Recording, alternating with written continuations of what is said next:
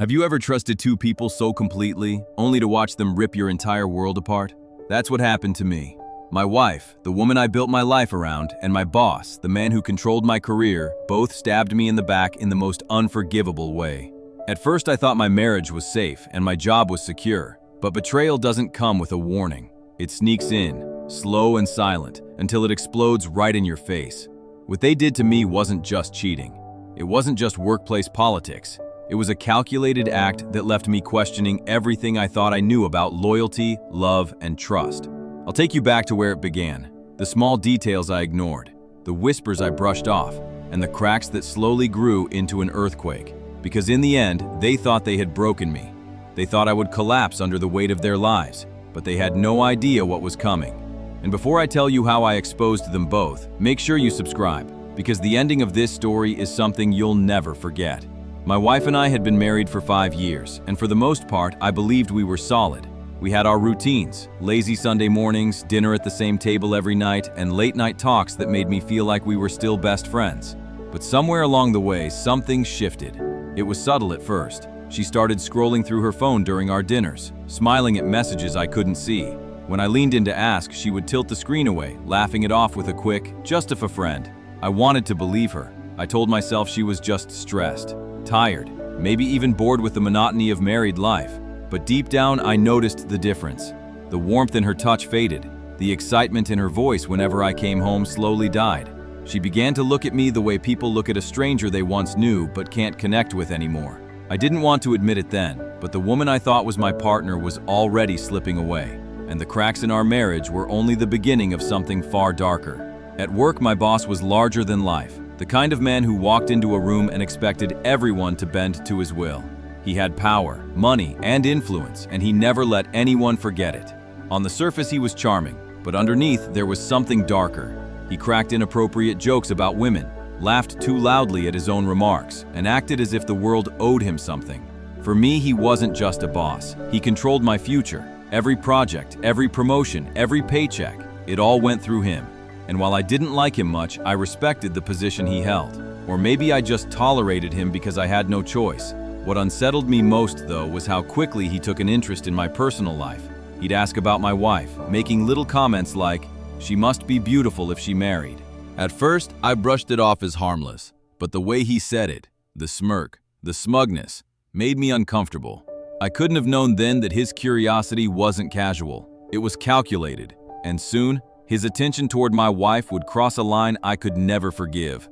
It started with little things most people would ignore. My wife's sudden late nights at work, the unexplained phone calls she'd take outside, the way she avoided my eyes when I asked simple questions. I wanted to believe it was nothing, but my gut kept whispering otherwise. At the same time, I noticed my boss acting strangely around me. He'd pat me on the back with that fake grin of his, as if he knew something I didn't. He'd make sly comments about marriage, about temptation, about how men in power get what they want.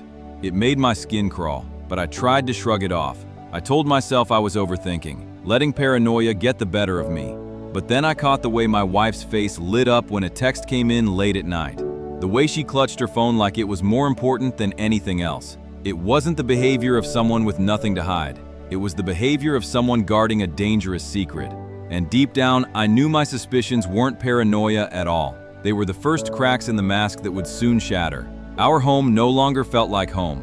My wife and I shared the same roof, the same bed, but it felt like we were living in two different worlds. She no longer reached for my hand on the couch. Our conversations grew shorter, colder, until silence filled the spaces where laughter used to live. I told myself it was just stress, that maybe I hadn't been giving her enough attention.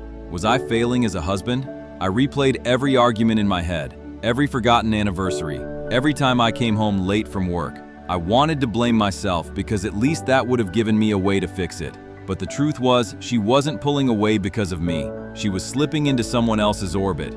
Someone who gave her the kind of thrill she no longer found in me. And no matter how hard I tried to close the gap between us, it only grew wider. I couldn't see it clearly then, but every cold shoulder, every fake smile, was leading me closer to a truth I wasn't ready to face. One evening after a long meeting, my boss leaned back in his chair and asked about my wife again. "So, when are you bringing her around the office? I'd love to meet her." His tone was casual, but his eyes lingered in a way that made my stomach tighten. At first, I laughed it off, but the questions kept coming, more personal, more invasive. He'd ask what she wore, what she liked to drink, even joke about how lonely wives get when their husbands work late.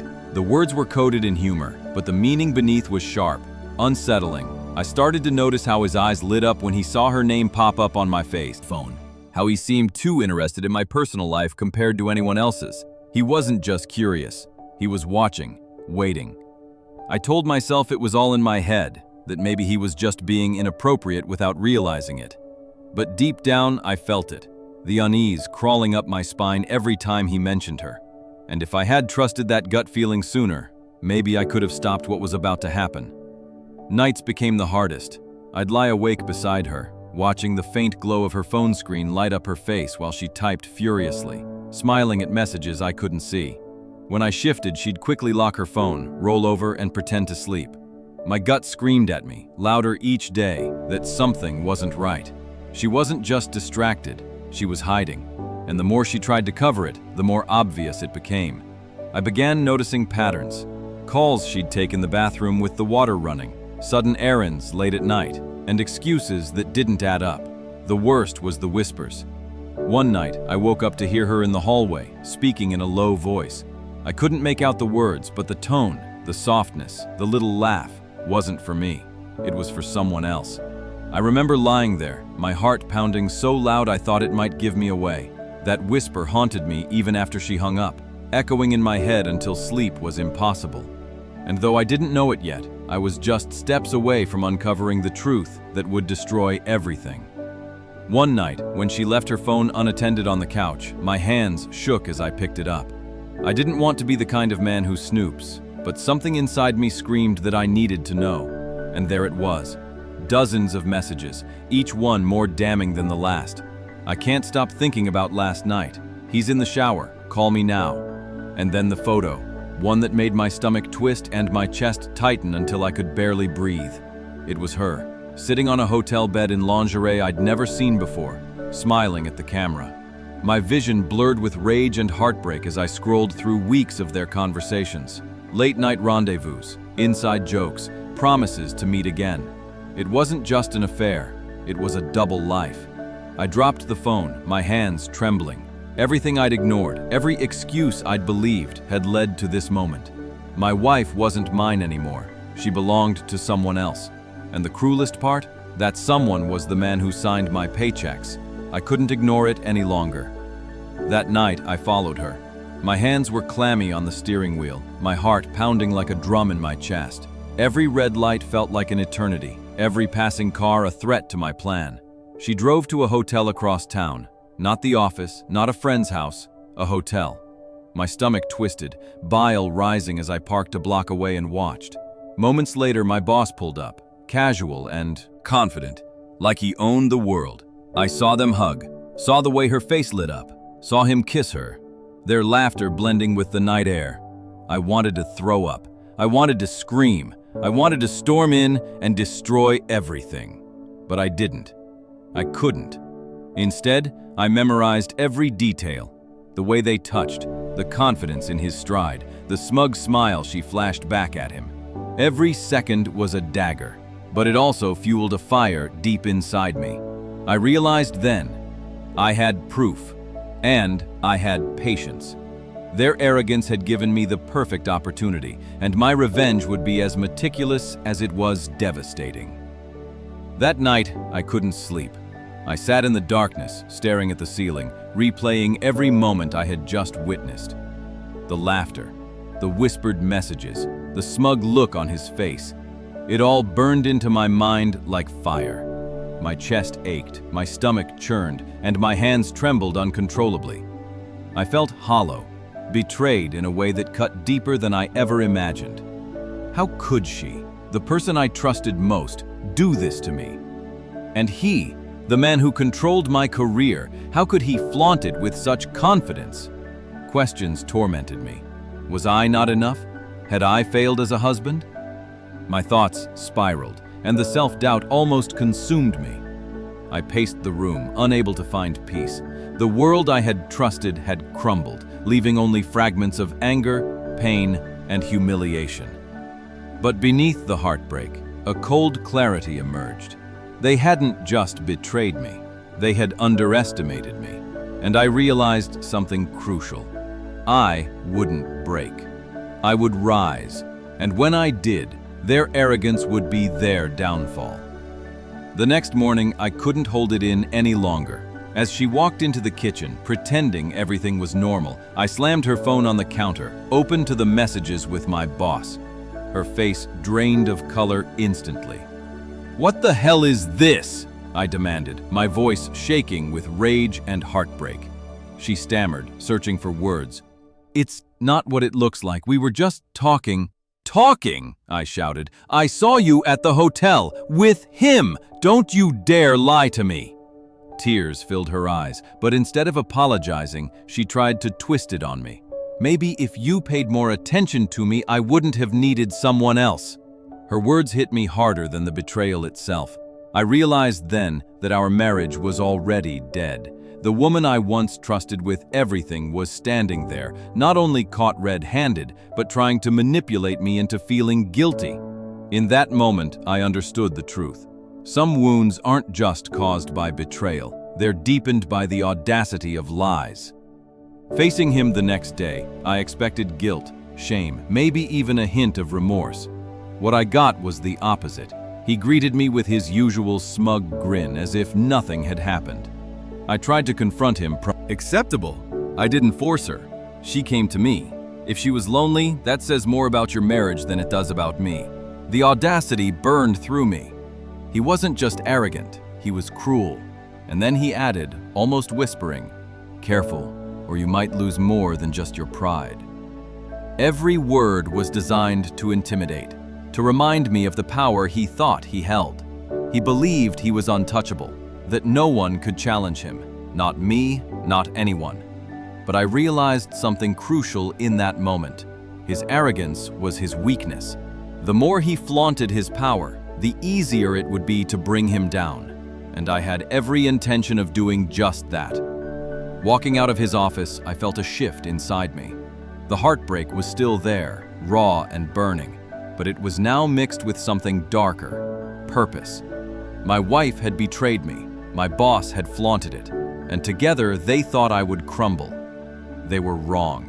For the first time, I began to see the path clearly. Anger alone wouldn't be enough. I needed patience, strategy, precision. I started thinking like him, calculating, observant, manipulative. Each careless smile, each boastful comment he made at work became fuel for my plan. I allowed myself a fleeting, dangerous thought. What if I exposed him completely, ruined everything he loved? The thought made my pulse quicken, but I tempered it. I didn't need violence. I needed control, proof, and timing. By the time he realized what was happening, it would be too late. He thought he held all the cards, but I had the ace hidden in my hand, and soon I would play it. For the first time in weeks, I smiled. The game had changed, and I was the one in control now. Revenge wasn't something I could rush. If I wanted to bring him down, it had to be precise, calculated, and untraceable. I started by observing him, noting every pattern, every weakness. His arrogance was his downfall, and I intended to exploit it fully. I collected small pieces of evidence first, questionable deals, padded expense reports, and inconsistencies in his paperwork. I cataloged each one meticulously, locking them away where no one could find them. I even made mental notes of his habits, when he'd bragged to clients, when he felt untouchable. But nothing went perfectly at first. A coworker almost noticed me accessing a restricted file, and I had to improvise quickly. That close call reminded me that patience was everything. One wrong move could ruin the entire plan. Every misstep, every tiny risk only sharpened my focus. I would not be the man who lost silently. I would strike at the perfect moment, and when I did, the fall would be total. The deeper I dug, the more I realized just how reckless my boss truly was. His arrogance wasn't just personal, it was professional. He funneled company resources into his own projects, played favorites, and covered mistakes with lies. People whispered about it, but fear never suspect. I recorded conversations where he bragged about exploiting others, saved emails, and copied files that proved his corruption. Every detail went into a secure folder, invisible to everyone else. I even spoke discreetly with coworkers, guiding conversations carefully. One revealed how he had taken credit for their work. Another admitted he'd sabotaged a project just for his amusement. Their quiet resentment added fuel to my plan. They wanted justice, but none dared act. Until now. At home, my wife's presence had become a constant reminder of betrayal, but her role no longer mattered. My eyes were on the real prize, exposing the man who thought he was untouchable. I had patience, evidence, and allies I hadn't even realized I had, and the moment to strike would come soon. Once I had enough evidence, I began planting subtle cracks in his perfect image. Nothing obvious, nothing traceable, just small nudges that made him stumble. In meetings, I highlighted minor discrepancies in reports, forcing him to scramble for explanations. When clients asked questions, I dropped subtle hints that made them second-guess his reliability.